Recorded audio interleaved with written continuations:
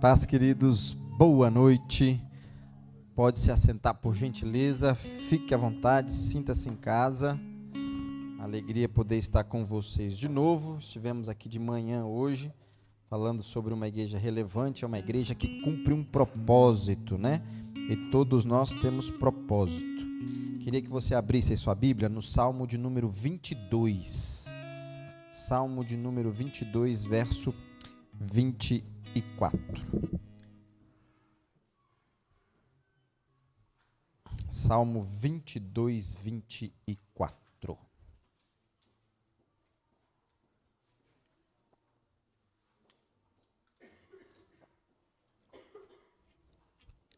Quem tem Bíblia está aí na sua mão, né? Quem não tem, não está no telão. Ou quem tiver no celular também pode ler, tá? Porque não desprezou, nem abominou. Gente, eu estou feliz, eu estou enxergando a televisão daqui. Rapaz do céu, eu estou sendo curado. Porque depois dos 40, eu estou usando óculos, eu só não uso óculos, eu comprei, mas não uso. Mas é porque de perto eu não enxergo, de longe eu enxergo. Porque não desprezou, nem abominou a aflição do aflito, nem escondeu dele o seu rosto. Antes, quando ele clamou, o que aconteceu depois que eles clamaram, irmãos? O que o Senhor fez? O Senhor ouve, né? Salmo 145, 19, um pouquinho para frente. Salmo 145, 19.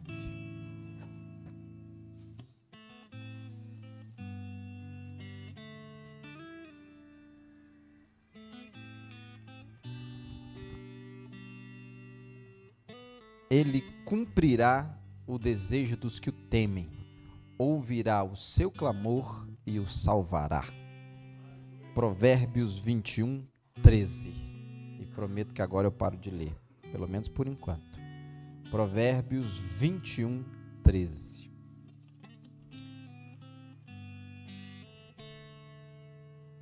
Não sei se você já passou pela experiência de orar e Deus parece que não responder. Não sei se já passou por... Eu passo toda semana. Se brincar, todo dia. Parece que eu oro, eu sei que Ele está ouvindo, porque eu sei que Deus ouve.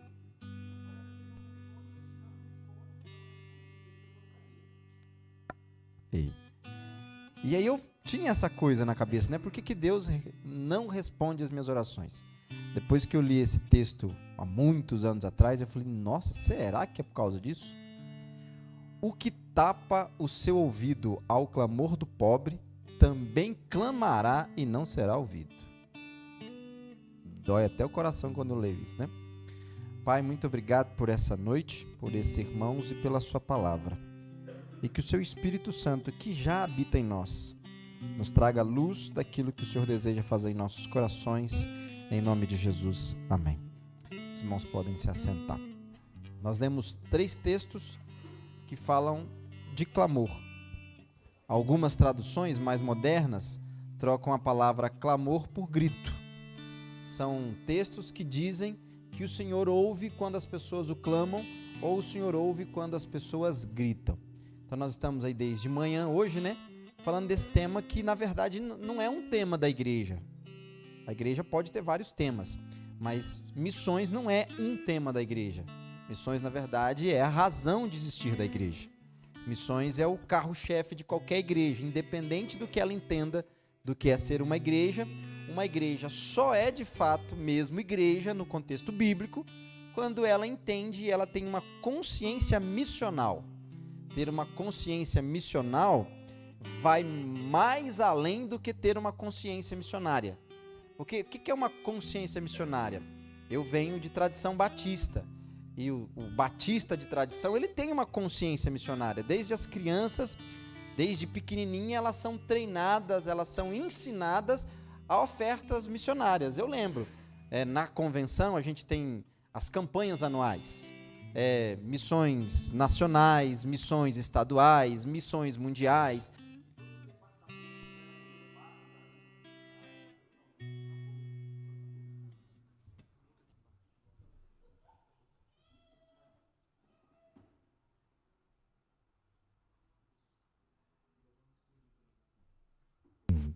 Pronto.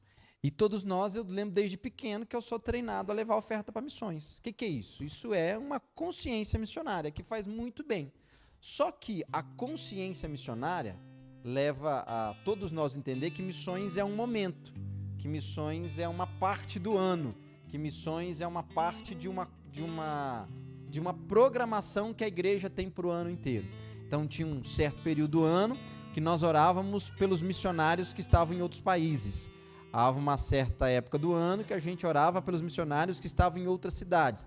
Tudo isso é pedagógico, para ensinar, mas não traz uma consciência missional, traz uma consciência missionária, que é melhor do que nada, lógico.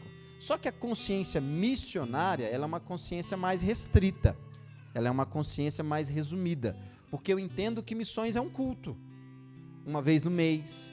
Eu entendo que missões é um culto, que de vez em quando eu vejo e ouço um testemunho, que missões é um momento, no mês, ou no ano, ou no semestre, que eu separo um pouco do meu dinheiro e eu oferto para o Salu, ou para uma outra pessoa que eu tenho um desejo de ofertar na vida dele. E tudo isso é benéfico, mas isso ainda não é uma consciência missional. O que é uma consciência missional?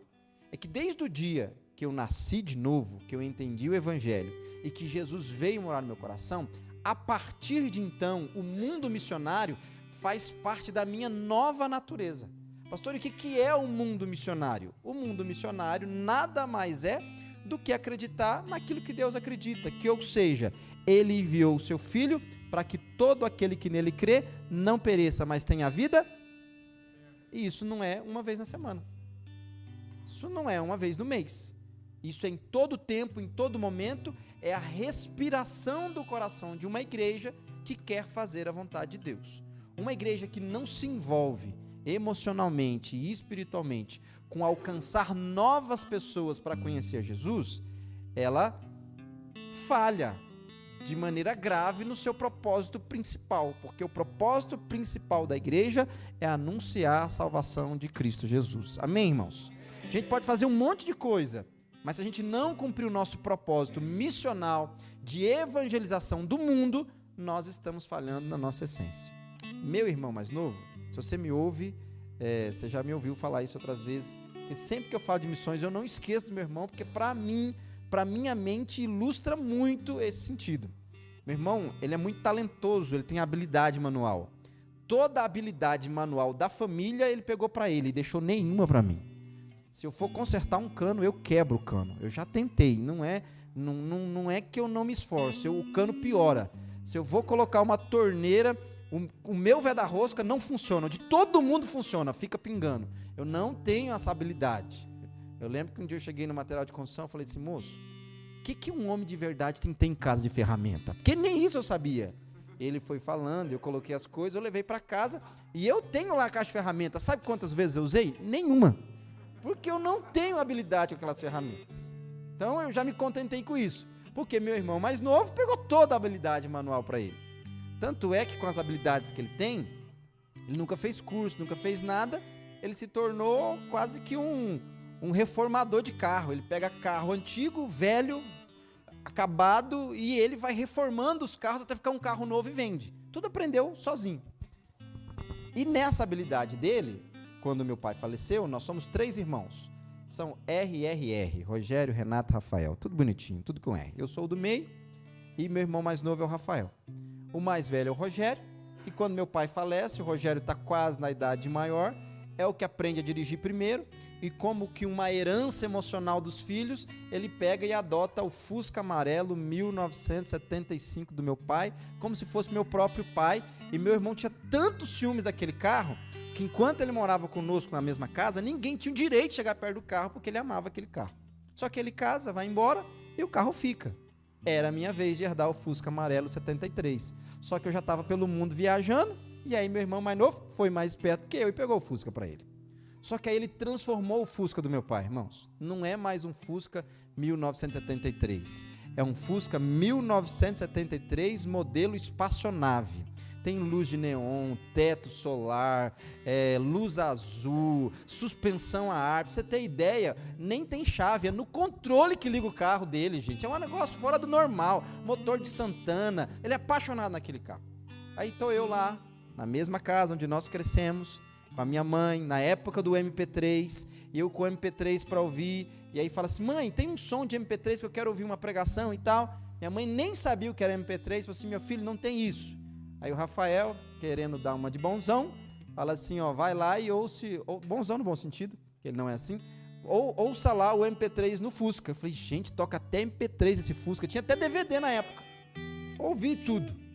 Aí, de repente, uma das meninas minha precisava, na época elas eram pequenas, precisavam de fralda, alguma coisa do tipo. Aí eu falei assim: já que você nunca deixou eu andar nesse carro porque você pegou ele de mim, posso ir no mercado nele? Aí ele deu uma coçadinha na cabeça e falou assim: ó, não vai ter jeito de ir no Fusca não. Eu falei: por quê? Aconteceu, o Fusca teve um problema aí no motor, tá sem motor tem uns 2 meses, tá lá na retífica e o Fusca não anda. Resumindo, gente, o Fusca tocava MP3, o Fusca tinha luz de neon, o Fusca tinha suspensão a ar, tinha DVD, mas não andava. A igreja pode fazer tudo, cantar, tocar, aquilo outro. Se não se envolver com missões e ganhar alma, não cumpre o seu propósito. É um Fusca que não anda. É uma igreja que não cumpre o seu propósito. Então essa ilustração para mim me trouxe sentido. Eu posso fazer um monte de coisa, mas se eu não fizer o principal, eu não estou cumprindo o propósito pelo qual nos chamou. E hoje de manhã a gente entendeu isso, que ser relevante é cumprir um propósito. E o propósito da igreja relevante é ter uma consciência missional em todo o tempo, 24 horas por dia, sem... As estações são importantes, as campanhas são importantes, porque elas são pedagógicas, mas nós não podemos nos resumir a campanhas. É uma consciência. Você trabalha aonde você trabalha porque você é um missionário no seu trabalho. Você mora onde você mora porque você é um missionário na sua moradia. Você reside na cidade aonde você reside porque você é um missionário na sua cidade. Você congrega aonde você congrega porque dentro de você onde você congrega, você é um missionário naquela igreja para expandir o evangelho. Isso é uma consciência missional. Aonde eu vou, aonde eu estou, eu sou um missionário para que Jesus seja conhecido aonde eu estou. Só que o texto que nós lemos, os 3 textos que nós lemos, falam de grito. Pastor, como que uma consciência missional é desenvolvida? Através do entendimento da palavra. Só que a palavra, para que ela produza um entendimento no meu coração, na minha mente, ela precisa de um impacto em alguns momentos. E você vai ler em todas as escrituras as nações e os povos e as pessoas gritando ou clamando por socorro. E a Bíblia ela é muito clara que diz que quando alguém clama ao Senhor, o Senhor ouve o clamor dessa pessoa. E aí eu vou fazer uma pergunta que a resposta é triste. Desde os tempos bíblicos, as pessoas clamam por socorro ao Senhor. E o Senhor, de alguma forma, providencia meio para que esse clamor seja respondido. Em Araxá, 20 horas, 11 minutos e 40 segundos, enquanto nós estamos aqui reunidos, e isso não é errado, é bom estarmos aqui reunidos, mas existem pessoas clamando ao Senhor por um grito de socorro. Talvez não haja um grito com a voz, mas há um grito do coração em desespero, pedindo ajuda por alguma situação que ele está vivendo. Provavelmente no bairro onde você mora, tem pessoas gritando por socorro. Provavelmente na família que você pertence, tem pessoas que constantemente estão gritando por socorro. Hoje em dia meio que está na moda, uma moda maléfica, mas os adolescentes, principalmente aqueles de escola pública, acontece também na escola particular, sem nenhum preconceito com a escola pública, mas quando eles passam por alguma dificuldade, eles desenvolveram o hábito de se riscarem, de se cortarem, fazerem vários sinais no corpo, e muita gente não entende, na verdade isso é um grito de socorro. Tem alguma coisa errada me incomodando que eu nem sei o que é, e como eu não sei expressar em palavras, eu vou me mutilar aos poucos para que vocês percebam que eu estou gritando por socorro. E nós estamos vivendo numa sociedade que está gritando por socorro.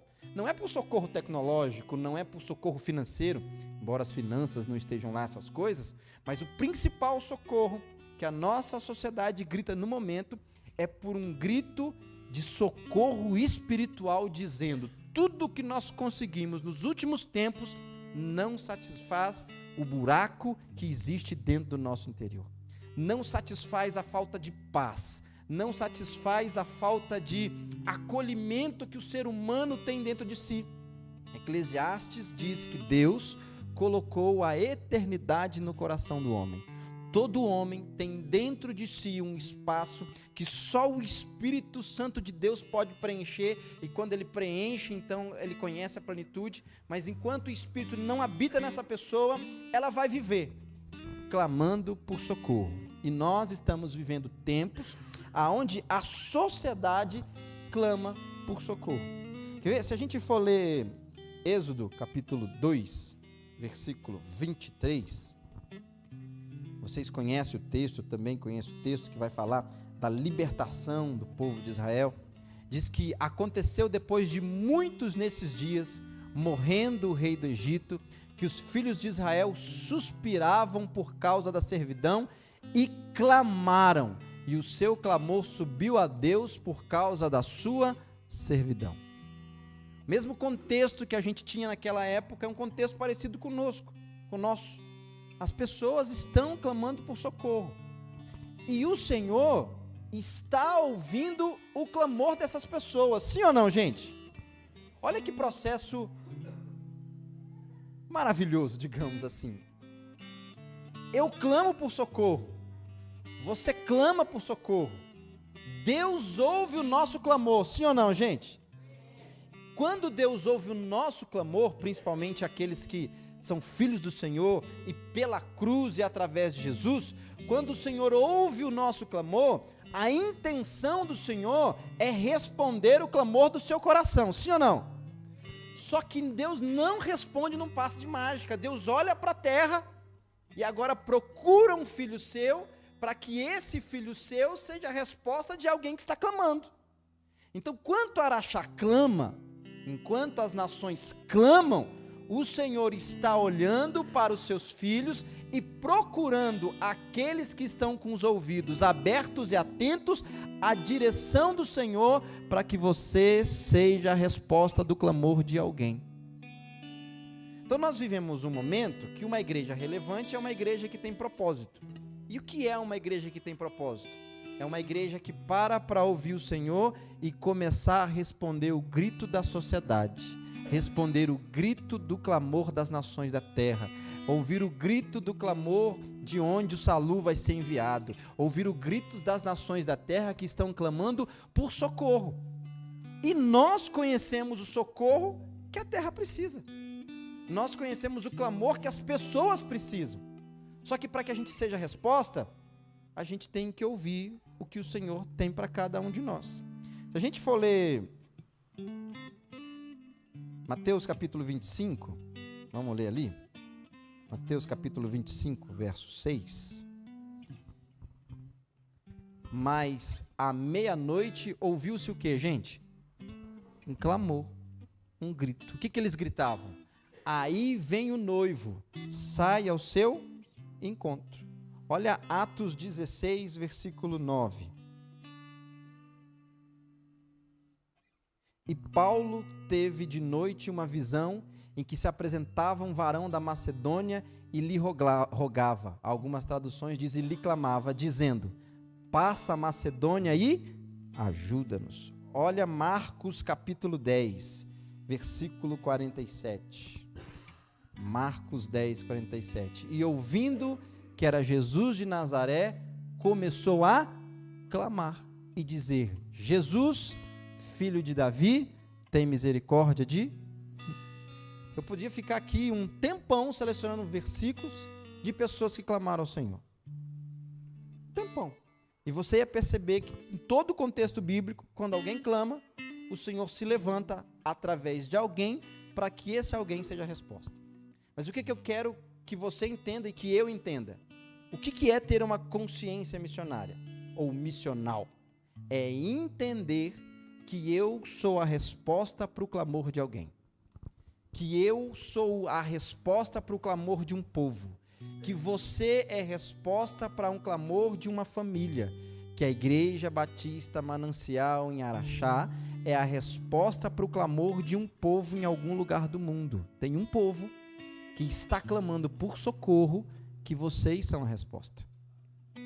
Há pessoas no nosso convívio clamando por socorro, que você é a resposta. O que você tem que parar para pensar quando você ouvir isso? Senhor, quem está gritando silenciosamente do meu lado e eu não estou conseguindo ouvir? Quem está gritando, porque às vezes o grito não é verbal, mas é silencioso, mas é possível perceber.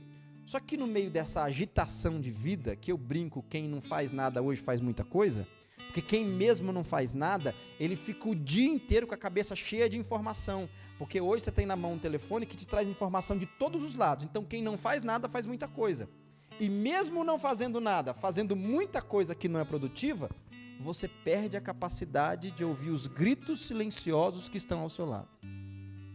Eu tenho um conhecido que foi meu aluno na escola de missões. Ele mora no estado de Rondônia. Ele tem uma marcenaria. E ele na marcenaria, ele tinha um único ajudante. E esse menino ajudava ele lá na marcenaria e criou-se uma relação muito próxima de afinidade afetiva. E esse menino trabalhava muitos anos com ele na marcenaria. E um belo dia, esse menino não vem trabalhar. Quando esse menino não vem trabalhar, não vou falar o nome aqui da pessoa, nós estamos na internet, ele liga para os pais perguntando: cadê fulano de tal?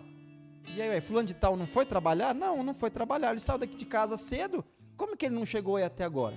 Vai em cima, vai embaixo, vai em cima, vai embaixo, entra no quarto desse rapaz, que na época devia ter 17 anos, isso tem 1 ano e meio, com 17 anos, quando entra no quarto dele, tem uma carta.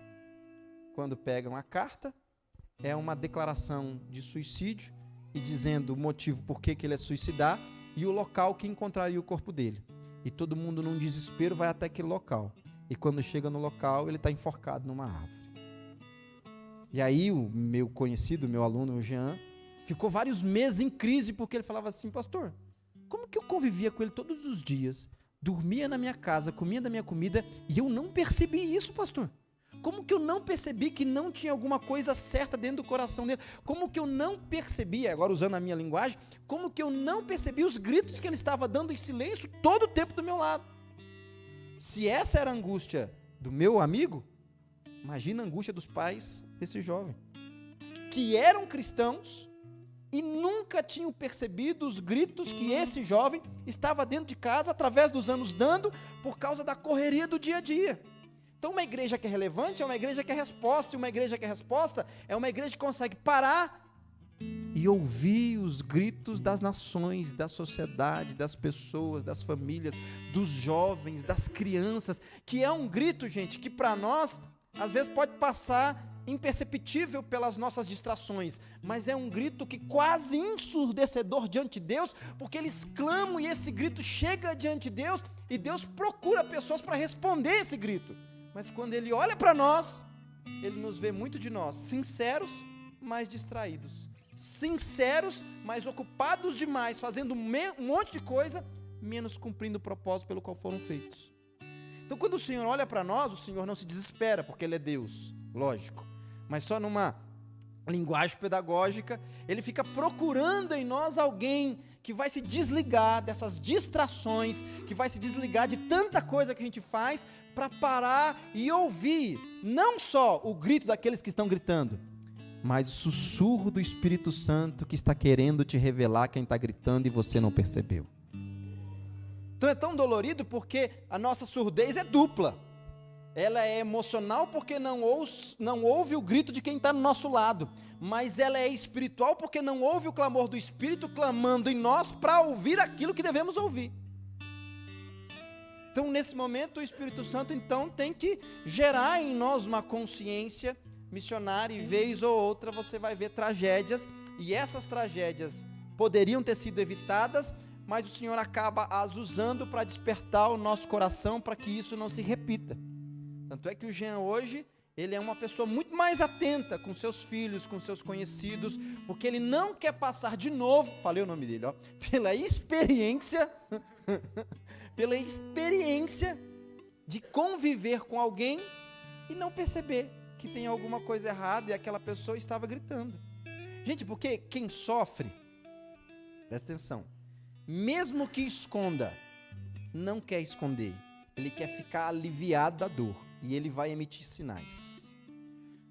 Ou através do silêncio, ou através de falar demais, ou numa mudança de comportamento repentina, ou numa agressividade sem explicação e sem comum. Ela vai tentar colocar aquilo para fora para que de alguma forma alguém perceba, fala assim, tem algo errado.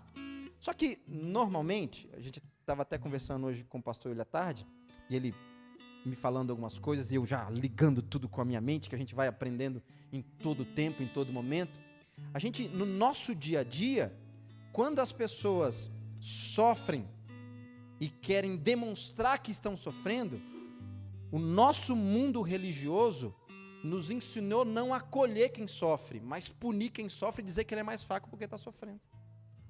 E hoje, até você, quantas vezes queria pedir ajuda, mas tem vergonha de pedir ajuda com medo de ser julgado? Isso não é o evangelho, isso é a religião. Porque o evangelho não julga você quando você confessa suas fraquezas. O evangelho ele tem um convite para você e para mim. Vinde a mim, todos vós que estáis cansados e oprimidos. Esse é o convite do evangelho. Mas qual que é a sentença da religião? Está sofrendo é porque não está orando o suficiente. Está sofrendo é porque tem alguma coisa errada na sua vida. Está sofrendo é porque você não é bom o suficiente. E isso nos causa, então, um certo medo de ser julgado, e a gente vai camuflando os nossos sentimentos, e de repente alguma coisa estoura, e ninguém fala assim, mas de onde que isso começou? Começou há muito tempo, e a gente não se sentiu acolhido. Então, uma igreja que tem uma consciência missionária, ela parte do pressuposto que ela tem que abrir os seus ouvidos para o clamor daqueles que estão gritando à nossa volta. Se esse clamor não for ouvido através do grito de quem sofre, mas que o grito do amigo do noivo seja ouvido por nós. Mateus capítulo 25, que é a parábola das 10 virgens, diz que as virgens adormeceram, todas adormeceram, irmãos, todas. As prudentes e as imprudentes. Só que diz o texto que nós lemos, que à meia-noite ouviu-se um grito. O amigo do noivo gritava. O Espírito Santo, uma das interpretações da linguagem, dizia que o amigo do noivo gritando, eis o noivo, eis o noivo. Você tem o amigo do noivo gritando todos os dias de maneira sutil dentro do seu coração. Acorda que Jesus Cristo está voltando e é hora de trabalhar. Acorda e vamos fazer alguma coisa para o reino de Deus. Porque você tem um incômodo. Sabe por que o Espírito Santo grita em você? Quantas vezes você já pensou assim, eu preciso fazer alguma coisa a mais para Deus? Deus, eu estou fazendo tanta coisa para mim, mas não estou fazendo nada para Deus. O que é isso? É um incômodo do Espírito Santo tentando mostrar para você que é hora de fazer alguma coisa além do que você está habituado a fazer. Só que você acorda com esse desejo. Só que quando deu meio-dia, não é que o desejo acabou, mas ele foi sufocado pela quantidade de coisa que você imputou sobre você no seu dia a dia. O desejo está lá. Aí você vem para a igreja e ouve uma pregação. Quando você ouve a pregação, irmãos, a palavra de Deus é poderosa, sim ou não? Ela limpa tudo que está camuflando aquele desejo, e você sai daqui depois do domingo falando assim, agora a minha vida é diferente. E é sincero, não estou falando que você é mentiroso, porque isso acontece comigo. Aí você acorda na segunda, agora eu vou ter uma consciência missionária, eu vou evangelizar no trabalho, eu vou testemunhar, eu vou ser diferente. Você levanta querendo ser diferente. Mas quando dá 3 horas da tarde, as contas, os boletos e as dificuldades vão sufocando aquilo de novo, e a gente entra num ciclo vicioso, irmãos. Que Deus é o mesmo ciclo vicioso que aconteceu com Eliseu e Elias. Eu sempre confundo os dois. Que ele comeu e dormiu. Comeu e dormiu. Elias, né? Comeu e dormiu. Quando a gente vem na igreja, a gente come, sim ou não, gente? A gente volta para casa e dorme, mas não é o sono do justo, é o sono da negligência. É o sono, não da indiferença, porque se você está aqui, você não é indiferente, você quer. Eu estou tentando descobrir, né? A gente vai descobrindo com o tempo. Quando Hebreus fala do embaraço, o que é o embaraço? A gente vai tomando tantas decisões erradas na vida, que mesmo com o coração sincero diante de Deus e correto, com motivação boa, você vai embaraçando a sua vida, que de vez em quando você quer ir, mas é tão complicado ir, porque você tem que se desvencilhar de um monte de coisa que você escolheu para si. E a gente vai complicando a nossa vida. Irmãos, o evangelho é simples, Jesus é simples e o diabo nos usa para complicar. Literalmente. Sabe, seguir a Deus devia ser simples, mas por que não é mais simples? Porque nós complicamos a nossa vida com tantas decisões que estão fora da vontade de Deus. Pastor, como é que resolve isso? Só pedindo a misericórdia do Senhor, se arrependendo do nosso pecado e falando, Senhor, daqui para frente não me deixa complicar tanto a vida. Não sei você, eu hoje já estou com a sensação que eu estou atrasado para amanhã 10 horas da noite. Porque eu já sei tudo que eu tenho que fazer amanhã cedo, a partir do momento que eu acordar, que eu vou para casa hoje ainda, eu já tenho todo o meu dia comprometido e um monte de coisa, eu fico pensando assim, nossa, Renato, você tem um monte... Não, eu não tenho um monte de coisa para fazer. É eu que estou dizendo um monte de sim que não deveria dizer, eu tenho que dizer não para algumas coisas. E aí, quando eu vou dizendo sim para tudo, eu vou complicando a minha vida. E quando chega Deus para fazer algo extraordinário, eu estou ocupado e passa despercebido. Por que nós não somos relevantes? Porque nós estamos ocupados com a irrelevância. Por que nós não somos relevantes? Porque nós estamos ocupados com coisas menores que tiram a nossa energia. E quando chega a hora de falar, essa é a minha hora de cumprir a vontade de Deus, você está esgotado e estafado emocionalmente de tanta coisa que você resolveu que não precisaria resolver se você tivesse um padrão melhor de decisão na sua vida. Só que o Espírito Santo, o amigo do noivo, não vai desistir de mim e não vai desistir de você, e nós vamos começar uma nova semana e ele vai estar clamando no nosso interior para que nós possamos ouvir o grito do aflito e daquele que tem necessidade de Deus. Irmãos, e nós temos gritos que são quase ensurdecedores. Os dias, gente, já dizia Paulo, são trabalhosos, são maus. Nós vivemos esse tempo que, graças a Deus, estamos no finalmente dele, pelo menos no aspecto principal. Eu queria muito dizer para vocês que eu acredito que os próximos anos serão anos maravilhosos, mas eu acredito que nos próximos anos, se Jesus não voltar, serão anos mais complicados ainda, porque tudo que nós passamos nos últimos 2 anos ainda vão ter consequência nos próximos anos. E essas consequências vão vir e gritos vão surgindo. Irmãos, a gente tem, por exemplo, gritos hoje de crianças que eram crianças há 10 anos atrás e são adolescentes hoje, que são extremamente frágeis. Hoje nós estamos num processo, e me entenda bem o que eu vou falar, tá? Não estou falando do sexo, do gênero, mas do temperamento. Hoje a gente tem um efeito social.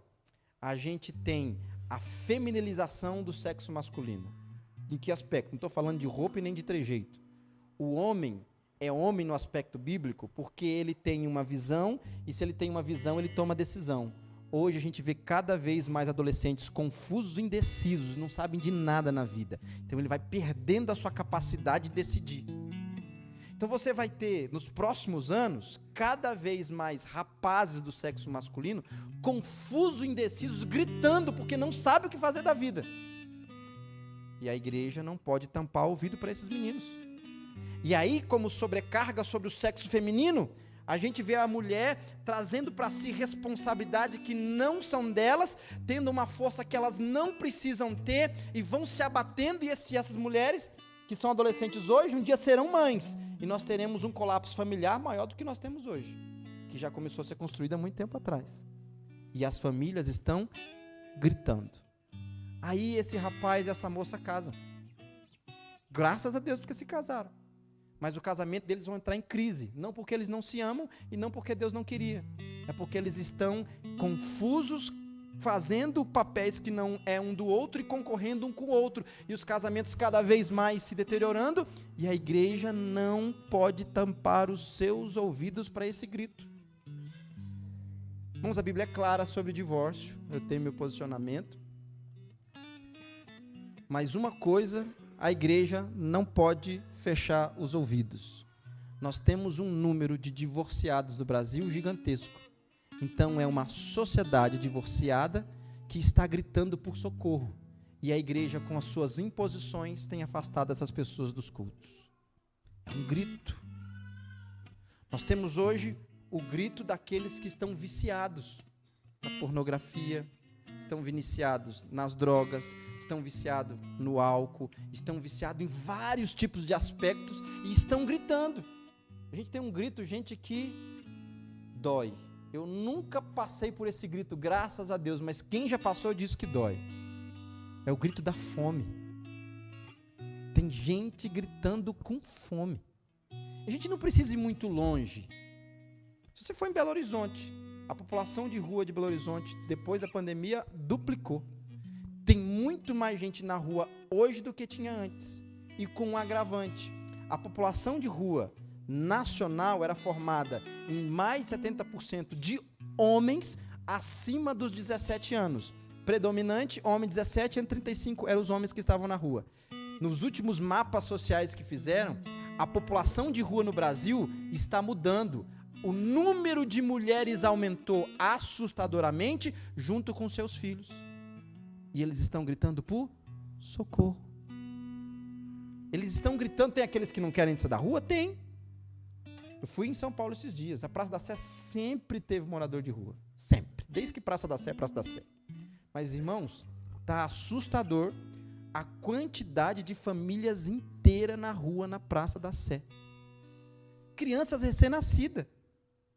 Estão lá, gritando por socorro.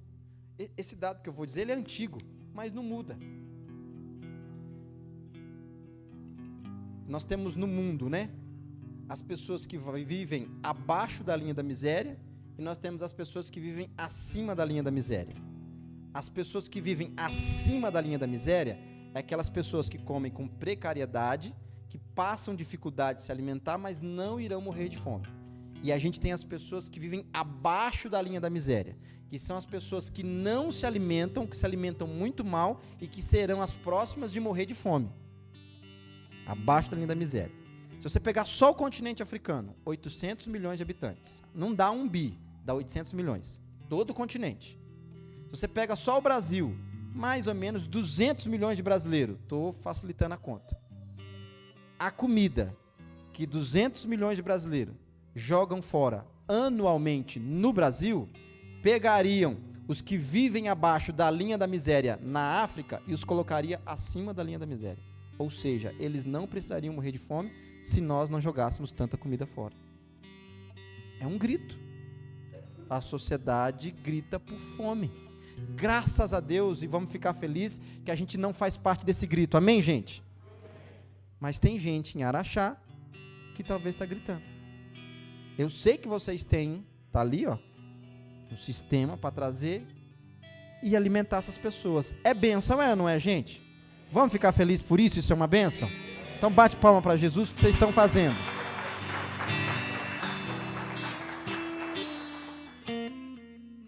Já alimentei o ego de vocês. Agora eu já assoprei, agora eu vou morder. Gente, graças a Deus pelo que você está fazendo. Mas dá para fazer mais. Não dá para se contentar com o que a gente está fazendo. Não dá para trazer aquilo que sobra. Ou não dá para trazer aquilo que não me faz diferença. Eu tenho que dividir daquilo que vai me custar pelo menos um pouquinho. Não estou te tirando para tirar a comida da sua casa, não é isso que eu estou dizendo. Mas dá para fazer um pouco mais. Sabe? E nós estamos acostumados a ajudar. Amém por isso. Por isso que eu bati palma, para soprar primeiro. Mas normalmente, se você for exceção, que Deus te abençoe. Mas normalmente lá na igreja também tem esse culto que a gente traz alimentação. Toda vez eu fico olhando, eu olho assim, que a gente conhece, falo assim, rapaz, será que cada um tem condição de trazer uma cesta básica fácil e não ia fazer falta para ninguém no orçamento desse povo? Eu conheço esse povo, eu sei a vida que eles têm. Só que na grande maioria das pessoas, eles fazem cerca de 5 ou 6% do que podiam fazer. E os outros não fazem. E não estou dizendo só aqui na igreja.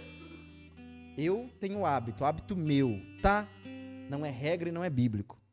Se eu vou no mercado, eu sempre compro 2. Um eu levo para casa, um eu dou para alguém na rua, que eu encontrar na direção de rua, ou é alguém que eu conheço. Porque, irmãos, eu não consigo entender que Deus está me dando tudo que Ele está me dando, simplesmente para me criar um pouquinho mais de barriga. Ou para simplesmente engordar um pouco mais da minha conta bancária.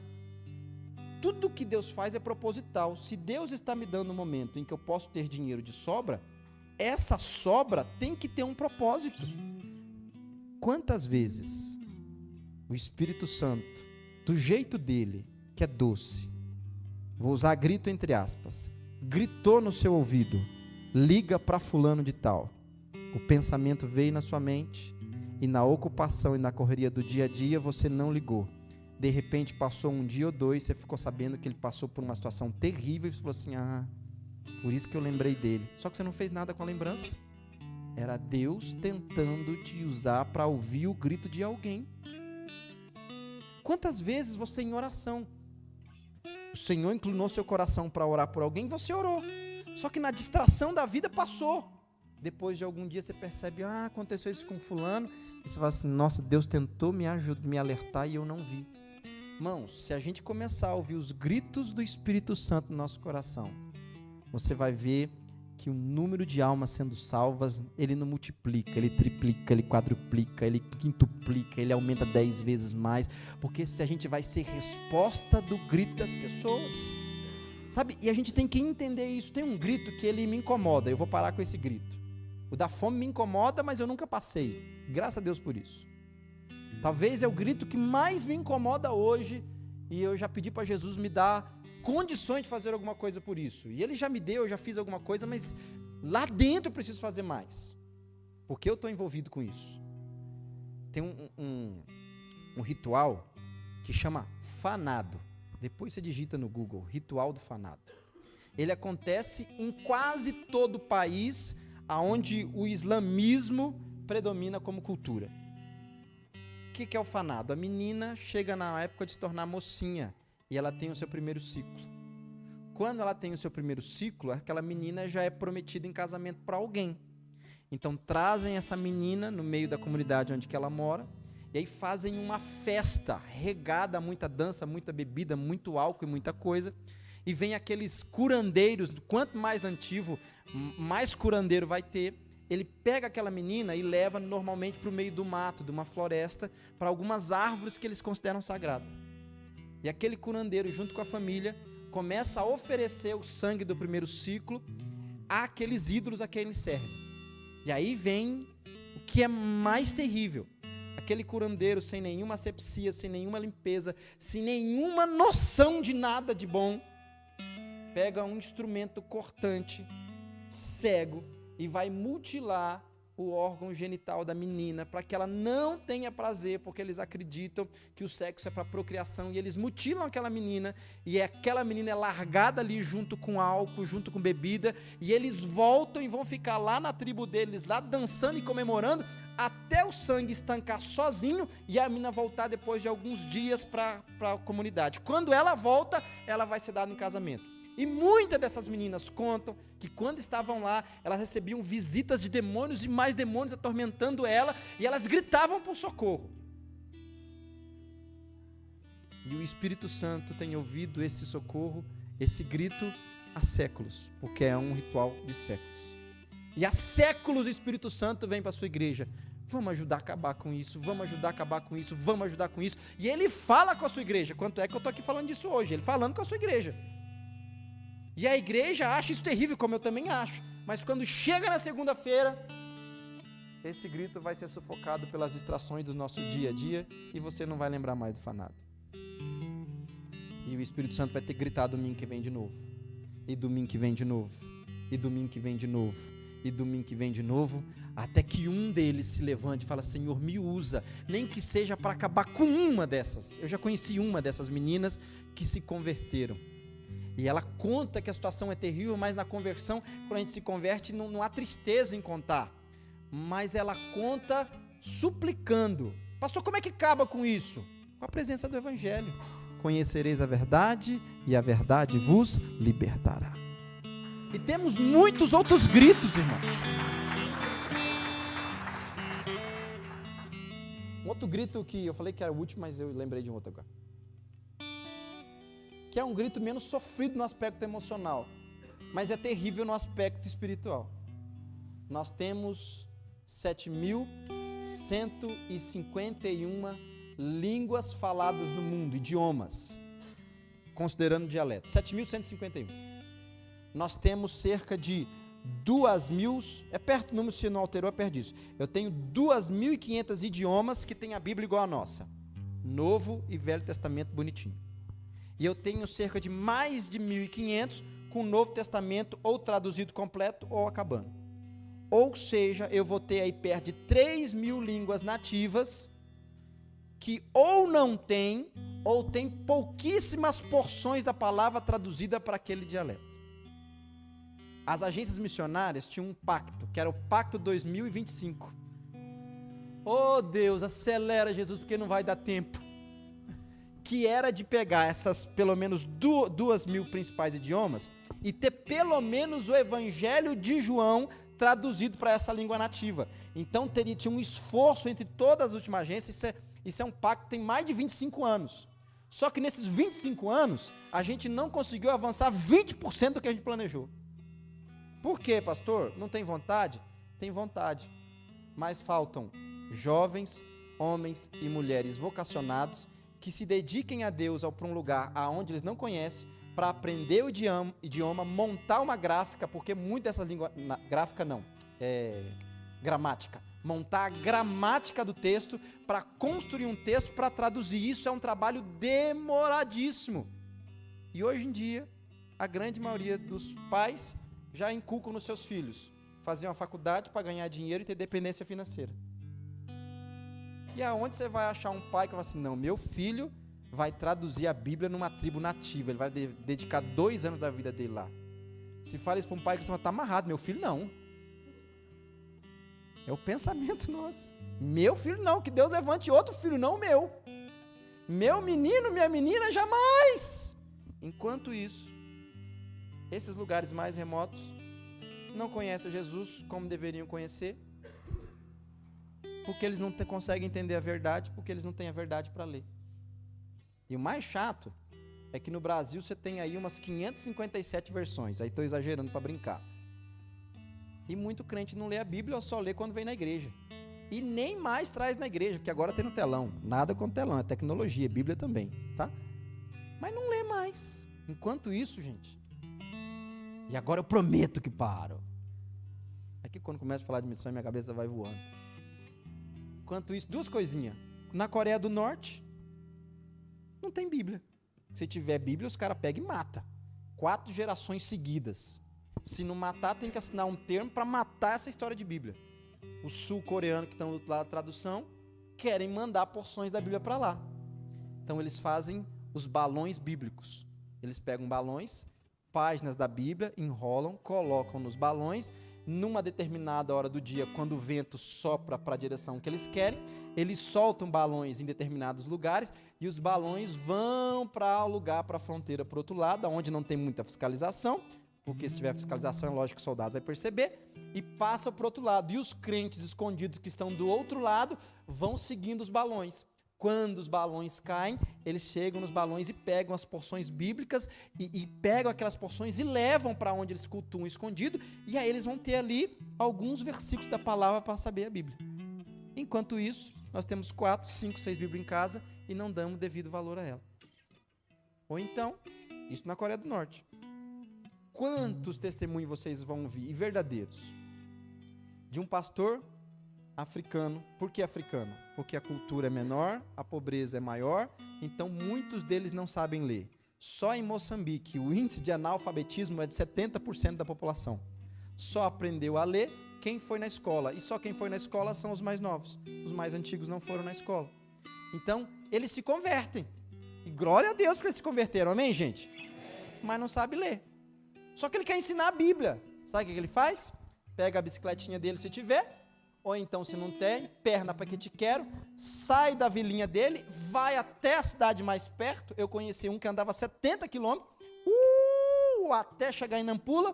Chegava em Nampula, participava, chegava de noitinha, dormia na esteira na porta da igreja. No outro dia todo mundo entrava para congregar, ele entrava junto e ouvia toda a pregação. Ele não anotava nada porque ele não sabia escrever.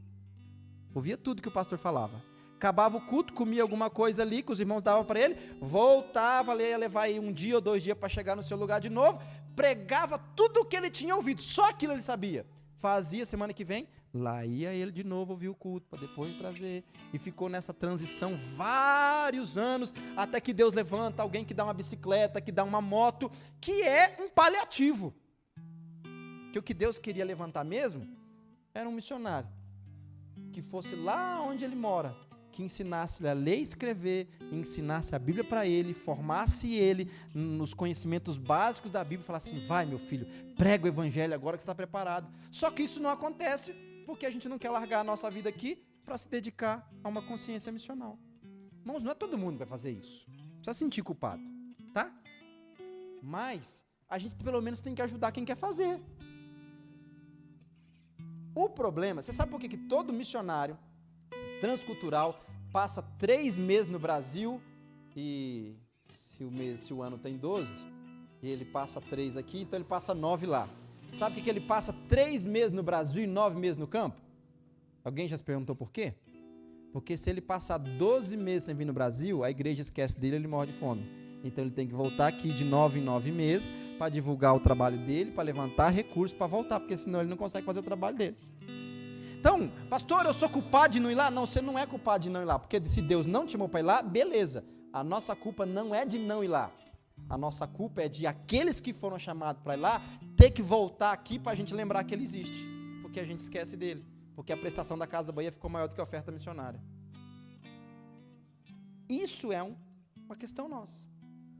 E aí os missionários sofrem.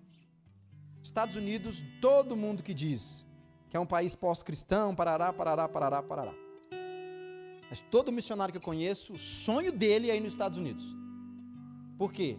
Ele visita uma igreja, por menor que seja, e aí lá ele levanta a oferta missionária para 12 meses. Todos eles contam a mesma coisa. Durante 12 meses, no dia 10, vai cair a oferta missionária e ninguém vai falhar. No Brasil, eles vêm aqui, levantam 500 mantenedores nos 3 meses. No segundo mês é 400 mantenedores. No terceiro mês é 300 mantenedores. No sexto mês ele não tem nem 200. No 9º mês já não tem mais ninguém que se comprometeu. Porque as pessoas vão deixando e vão esquecendo. Porque a gente se compromete emocionalmente e não biblicamente. E aí amanhã você vai ter uma outra necessidade emocional e não vai cumprir seu propósito. Pastor, para que tudo isso você está falando? Porque o Senhor, para gerar uma consciência missional em nós, Ele tem que dar um choque de realidade em nós, para que a gente possamos entender que a vida cristã vai além daquilo que os nossos olhos naturais enxergam.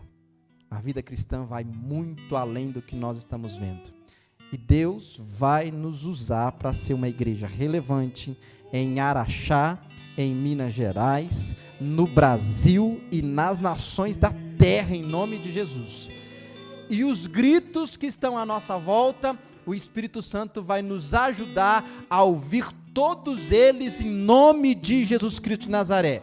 E não tenha medo, se o Senhor permitir que você ouça o grito de alguém espiritual, o Senhor vai te capacitar para ser a resposta desse grito, porque a resposta não vem de você, você é só um canal, um instrumento de Deus. Vamos ficar de pé em nome de Jesus Cristo. Glória a Jesus Cristo. Pai, nós te amamos, Jesus. Jesus, nós te amamos, mas queremos reconhecer agora, Jesus. Senhor, tem misericórdia de nós e nos ajuda a ouvir os gritos de socorro que estão à nossa volta. Pai, nós queremos ouvir o grito das meninas do Fanado, queremos. Mas antes, Senhor, eu quero ouvir para que nós tenhamos percepção dos gritos que estão à nossa volta. Quero orar agora, Jesus, pelos pais aqui da igreja, que ouçam os gritos dos seus filhos. Quero, ó Pai, orar pelas mães aqui, que ouçam os gritos dos seus filhos.